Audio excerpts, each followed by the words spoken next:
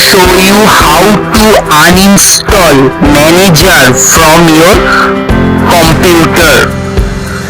Go to Control Panel.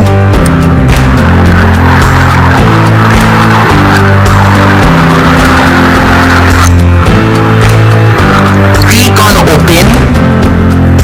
Click on Uninstall a program. Find the manager and select it. Click on Uninstall. Click Yes.